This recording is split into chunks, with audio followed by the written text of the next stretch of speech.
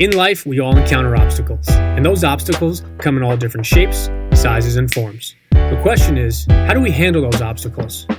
Do we attack them head on, or do we allow them to make us quit? Welcome to the No Quit Living podcast, where we aim to motivate and inspire listeners to never give up on themselves, their dreams, or their goals. We will interview successful people from all walks of life as they share their no-quit stories when they had the choice to give up or give in, but they didn't. We thank you for listening, and we hope to be that jolt of positivity as you go for your greatness. Welcome to episode number 154 of the No Quit Living podcast. I'm your host, Christopher J. Worth, and today's theme of the day is controlling the controllables. Our quote of the day comes to us from Stephen Covey. You take control of that which you control.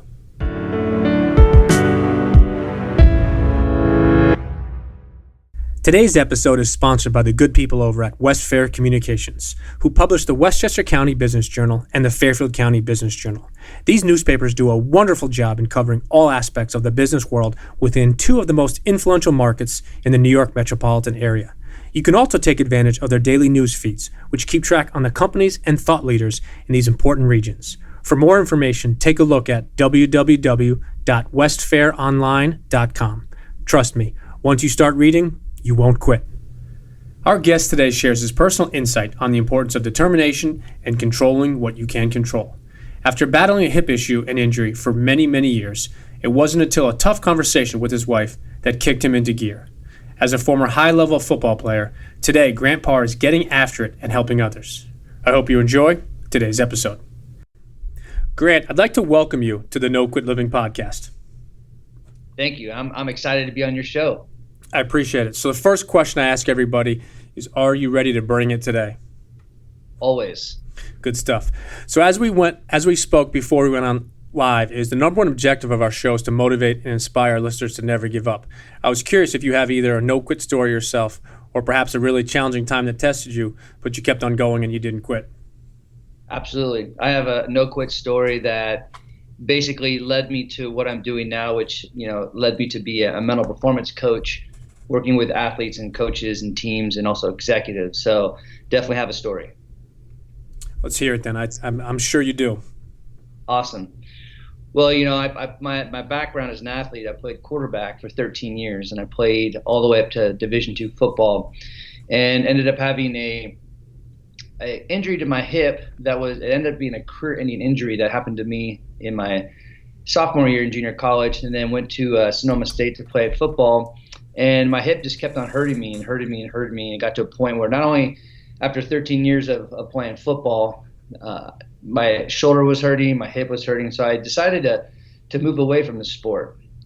And after maybe 17 years after making that decision, I decided to make a lot of decisions with my identity as an athlete, made a lot of decisions, poor decisions with my health. And slowly, as I started to move away from the game of football, my hip started to deteriorate and get even worse. So as that was happening to me, I was gaining weight.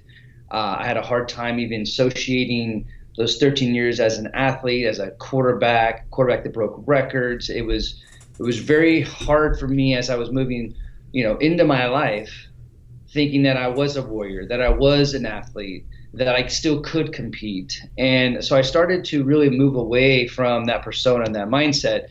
Well, after 17 years, being overweight, definitely medicating myself to deal with the pain, I finally had a doctor that helped me and was ready to work on my hip. So, after all those years with this hip injury, which was a compressed fracture inside my hip, they ended up doing the hip replacement.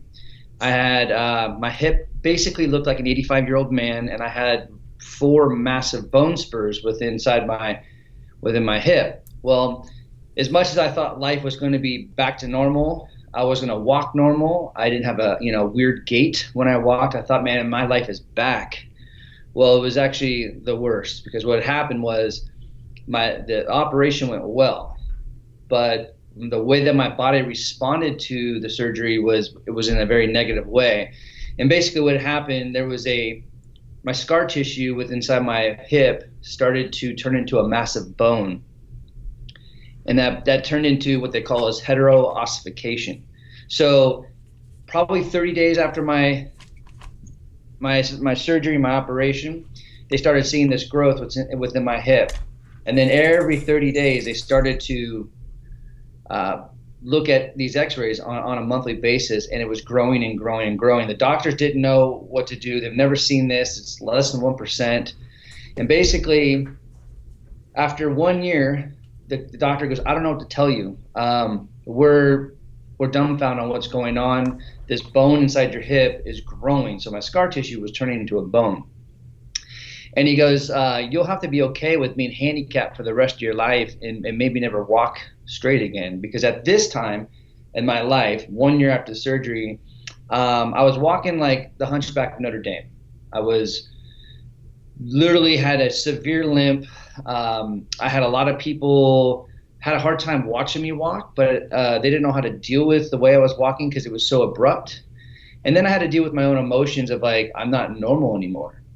I will never be that athlete again. And then I had to deal with friends that were making fun of me. I was in a sales career for 17 years. So every time that I met a new customer, they'd always know me as that guy that was injured. And then as past that 1 year, it got even worse. My spine started to turn in 3 spots. My hands were going numb when I was falling asleep. My wife for 3 years. So this happened for 3 years, but my wife had to tie my shoes and clip my toenails for 3 years because I could not bend over. Because this bone turned into, let's say, I think it was 6 inches long, 4 inches wide inside my hip. So I thought the first 17 years of this decision that I made to walk away from football and deal with this injury was bad. But the 3 years after my first surgery was horrific. I wanted to give up. I wanted to not go out. I was severely overweight. It was just a really, really tough, dark time. And to be honest with you, I had a really cool, it was a tough conversation with my wife at the time. But basically, she knew that I wasn't active at all. And out of nowhere, and she's very active and she's in snowboarding, and she asked me one day, hey, let's go to the mountains, go snowboarding. And I got really upset because I was like, how dare you? How dare you ask me this question? And so basically she said, well, you can do 2 things because I'm sick of watching you for all these years being the person that I think you're not. I think you're something else. And you could be 65 years old, walk up the stairs and trip, break your hip, fine. Or at the time, you can be the 35-year-old man that you are right now, be the athlete that you are. And if you're going to hurt it being an athlete. Stop being scared. And I was like, so it took me about 48 hours to kind of think about it. And then I said, okay, let's go to the mountain. And I prevailed. I decided to let go of all my shit and belief systems. And even though my hip hurt, even though it was uncomfortable, but I did it. And when I started to realize that, I was like, wow, maybe I have one bad leg, but I have another leg that's great. I have 2 arms that are fine. The rest of my body, my mind, everything is good. How can I work around this hip? And at that time, I just started to kind of just change little things in my life, trying to change my mindset. And it wasn't too long after that where the doctor came up to me Thursday night. It was 11 o'clock at night. He calls me late and says, hey, I just talked to a doctor at a conference, and he said this: we're going to take that bone out and we're going to put radiation in your hip. And we don't know if it's going to work, but most likely the bone won't come back. And I was like, let's do this, right? Let's go. And he basically said, we're not going to do it right now because I know that you're a little overweight. I know that you're not in the right mindset. Give yourself 6 to 9 months to get prepared for this. So I did. I lost the weight. I started to meditate, got very spiritual. And I'll tell you what, Chris, man, when I came out of that second operation, it was the moment that I came out, everything was there. Like the colors were bright. Even the way that people were talking to me, I was like, I'm back. Like I'm finally, I have me back. And I started to realize that night when I started walking on this hip, like that same day, I was walking straight. I was like, over 2 decades, I have been in hell. And at this moment, it's mine. Like this is my moment now. This is where things change. And ever since that moment, I've kept up the weight. My mindset has been incredible. At times, I think unbeatable. And I started to realize it was time for me to change everything about my life. So I moved away from corporate America, selling hardware to data centers, and went back to school at the age of 40. Got my master's in sports psychology, and for the last, I don't know, 3 or 4 years, I've been running my company called Game Face Performance, and I'm a mental performance coach for athletes, coaches, and teams, and even executives. And I just been on a tear ever since I realized I wasn't going to give up, and it took my wife to shake me a little bit. That's quite a story, and I appreciate you being as candid as you were with us. I have to ask you, speaking of mindset, what was it during those, let's call it those 6 to 9 months when you initially lost the weight and got yourself prepared for that second surgery? Was it something that you were reading? Was it a program, or was it just a lot of things that helped change your mindset? There was a few things, but a lot of it was intrinsic. It was when I spent all those years realizing that just because I had this bad leg, I felt like everything else around it was bad because I was incomplete. But then when I realized that I have this other leg and I have the rest of my body and my mind that I can work around it, and it took me so long to do that, because an athlete, and I see this with athletes, is that once something is not right 100%, they start thinking that everything else is wrong because not everything is perfect. And I lived in that realm. So with that 6 to 9 months, when I realized I can work around this leg, intrinsically, I just started to kind of just as I was meditating, I was being very intentional on what I was meditating on and what I wanted to see my life going to be. Because once the doctors told me, like, we're going to do this, I was like, wow, I got the green light to start thinking big again. And so not only was I meditating, I was working out. I think intrinsically I was going back to a lot of my old highlight films. I was reading old articles about the way I was playing as an athlete. So a lot of that was helping me. And again, my friends and my family saw the pain that I lived in for such a long time. So when they started seeing me change, there was I had a bunch of fans in my corner that helped me as far as motivation goes. I love that concept, fans in your corner, because that's something that we talk about often on our show, is the importance of who's in your corner and who's on your bus. So I think that's really interesting. And I love how you touched upon the fact that instead of focusing on having a bad hip, you actually looked at and changed your mindset of the good that you did have and the good that you do have. So it's a good leg and an arm. And I think that's important, and kind of goes back to the concept we often talk about on our show is gratitude. So I wanted to ask you, how do you define success, or what does success look like or sound like for you? Man, it's a great question, because it looks differently for everyone. And I think success is having a plan, and no matter what the results are, seeing it through and trusting your process. Success to me is that, because I feel that if we start thinking about the outcome goal, the scoreboard, the salary, getting promoted, all these things, a lot of that stuff's out of our control. So if we're focusing on the process and we're focusing on our plan that we've created that we can control, to me, that's success. Because if you're following and you're honoring that, it's going to lead to the win. It's going to lead to the scoreboard. It's going to lead to the promotion and the money and what have you. So I think success is really just defining your plan and honoring the process. No, and I love that question, and the reason we ask it, because like you just said, is there is no right or wrong answer, and it's individualized. And one of the things you talked about was what you can control. So I want to touch on that for a minute. Is something we talk about at No Quit Living is the idea of controlling the controllables. Why don't you just ask, if you wouldn't mind, just touching on that for a second? Yeah, I think controlling, trust me, I work with a lot of performers, and I think, and I had to go through this myself as far as, getting myself out of my rut. But there's a lot of things that we focus on that are out of our control, whether it's someone that talks something about us, or a coach says something about us, or a writer, or even wanting a scholarship. Like, all these things are out of our control. So when we realize what we can control, to me, it all starts with our breath. If you really want to start controlling things, the foundation of control, the foundation of mental performance, foundation of being gritty and resilient. It starts with our breath. And I think once you go into that mindset, for me at least, controlling the controllables goes with a mindset called win. What's important now? So what's important at this moment after I took in a breath and got my clarity, that gives me the opportunity to control and focus on the right things to control. I like that. What's important now? Yep. So one question we always ask is, if you had to define yourself, but you could only use one word, what would that word be? Oh, I love this question.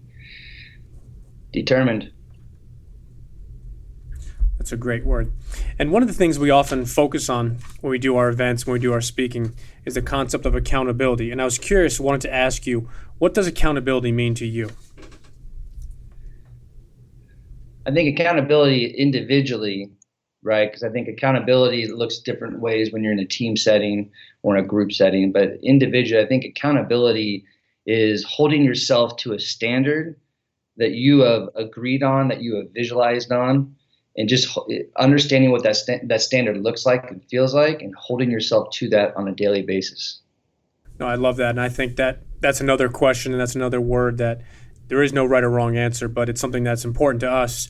And we've really made a focus on it because I think, like you said, it's individualized, it's for a team, it's for a family, it's for a corporation. Everybody has to be accountable not only to themselves, but they also have others that are accountable to them. But each of us are also accountable to other people also. So I think it's just a really interesting question. For sure. So one of the things we always look to do is add value to our listeners. And I was curious if you have either a morning or a daily ritual that you swear by. You know, I do. I think a lot of it, you touched on gratitude. And I think, depending on what my morning looks like, I think I always pay respect to being grateful, and meditating and stretching. That before I even walk the dogs, there's something that I do that gets me balanced and feels like that I'm headed in the right direction. If I don't do that, it's okay. It's, just like an athlete has a pre-performance routine. If that athlete doesn't have a chance to see out that routine, it's okay, right? But so I tell myself that depending on how busy I get. But as far as my routine, it's usually being grateful, practicing gratitude, stretching, and doing some meditation. Now, I love that question too, because just like the success and accountability question, there is no right or wrong answer. And what I love about your answer is that you don't have to do the exact same thing every single day. And I think that's the important part, is don't focus on the things you can control, or you can't control, because obviously there might be differences. You might be traveling, might be business, and focus on what you can control. And typically you can control most of your morning, but obviously we all can't every single day. Yep. Another thing we'd like to ask is if there's something that you're reading currently, or perhaps you've read something recently that you'd like to share with our listeners. For sure. I'm a junkie when it comes to reading books. But this one book that it's based off focusing on positive psychology. It's a really easy, fast read. You can read it within a couple of days, and it's all research based, but it's really easy to understand. But it's called Hard Optimism by Price Pritchett. And it's becoming kind of the gospel for me when it comes to positive psychology. Great book. I like that. Is that a new book, or has it been out for a while? I think it's been out for a while, but it's not old, but it's been out for a while. Okay. No, I'll definitely have to check that. I've actually never heard that, so I appreciate it. I get to learn something as well. Awesome. So you mentioned before we went live that you have an online program that's coming out soon, and I believe you also have a book coming out early next year. Wanted to ask if you wouldn't mind just touching on that a little bit for our listeners. Absolutely. In the next couple months, I'll be coming out with online mental skills training that's going to tailor to a few different audiences. Obviously, one of them is going to be mental skills training for athletes, for coaches, and then also there's going to be more training that's sales training. So definitely tapping into the mindset of a salesperson.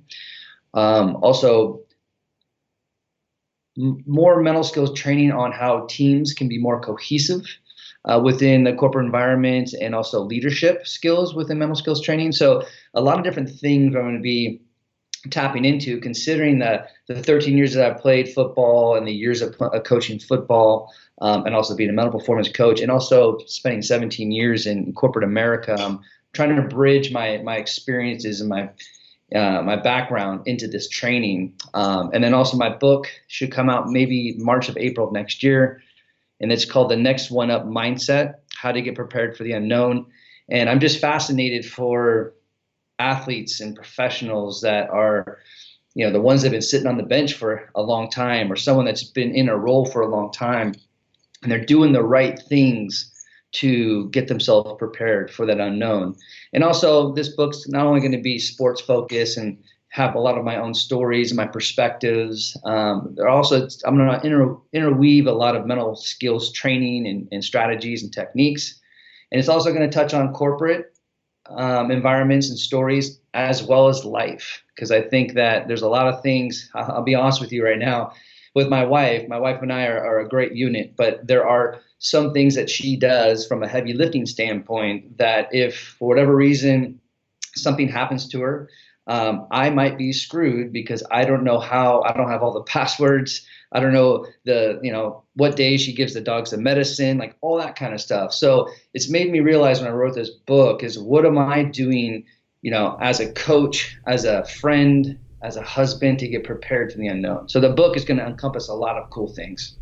Now, it sounds like an interesting book, and I think how you touched on the sports, business, corporate, also personal, I think is important. And I think a lot of books nowadays are touching on a lot of that, because I think for a certain period of time, certain books only touched on one aspect or one area. And it doesn't mean that all books need to encompass everything, but I think that I'm just seeing a trend where a lot of these books, whether they're in the business, whether it's self-development type genres, I think they're really encompassing a lot of different areas, knowing that you need to be the best of yourself in all different areas. Yep, I agree. Here's a question for you. Assuming the 20-year-old version of yourself would have listened, what's the one piece of advice you would have liked to have given a 20-year-old Grant? I love this question. It's playing a big game, not giving up on being big. And right when that 21 years old is when things started to shift for me, and I started to think small. And so if I can go back there, I wish I could just relive my life and start thinking big, because that's what I'm all about right now. No, I think that's important, is think big. And Zig Ziglar has a famous quote, you can't hit a target you don't have. So if you're going to go after something, definitely go after something really big, because if you miss, you'll still hit something that's up there. Right. Speaking of quotes, do you have a favorite quote? Oh, man, there's so many in my head. Man, you put me on the spot on this one.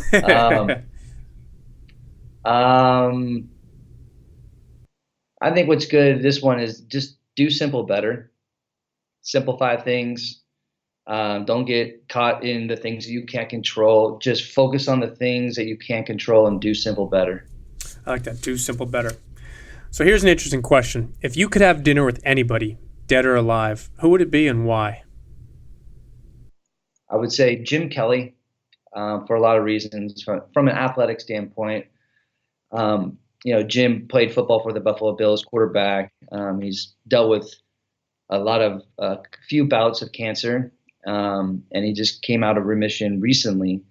But not only did he teach me how to be mentally tough as a quarterback, and just the way that he played quarterback, I emulated it. But watching him go through what he's going through now, and what he's gone through the last 10 years with cancer, the way he's just, man, talking about a warrior, not giving up. I would love to have dinner with him and just pick his brain and just see where all this toughness comes from. I think that would be an unbelievable dinner, whether you are a fan of him or not.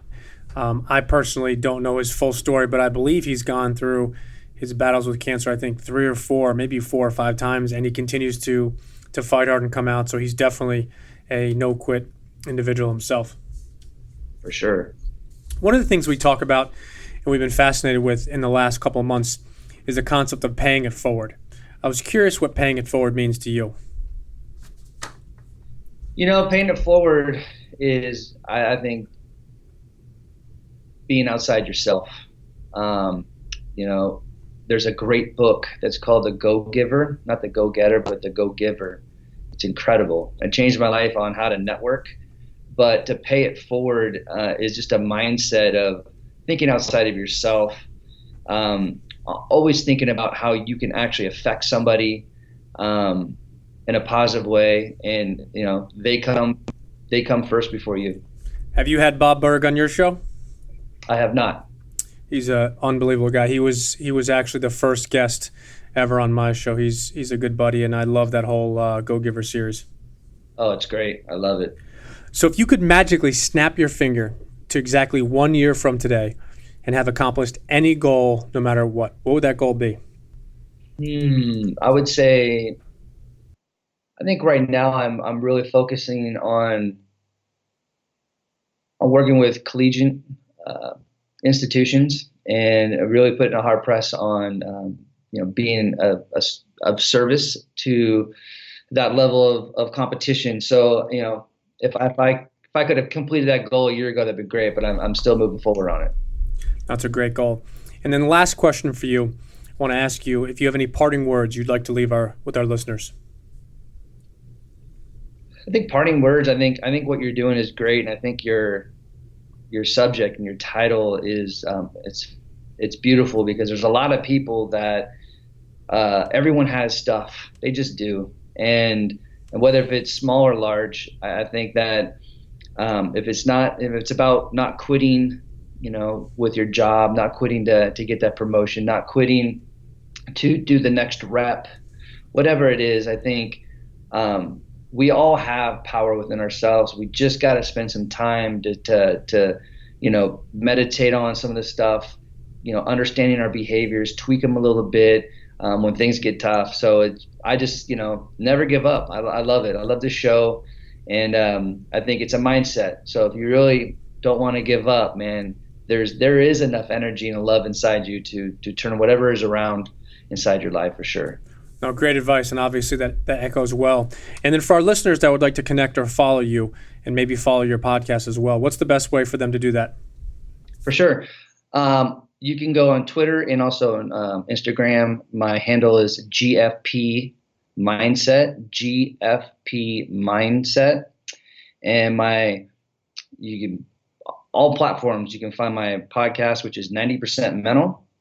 And you can also, if you want to check out my website, Game Face Performance. You can learn a little bit about my background and what I'm all about. And as well, all of my podcasts are on my website. That is good stuff. And I really, really appreciate you being candid with us, sharing your story. And it's exciting about your online program as well as your book coming out early next year. So thank you very much for being a guest. And I look forward to hopefully talk with you soon. Absolutely. Thank you so much.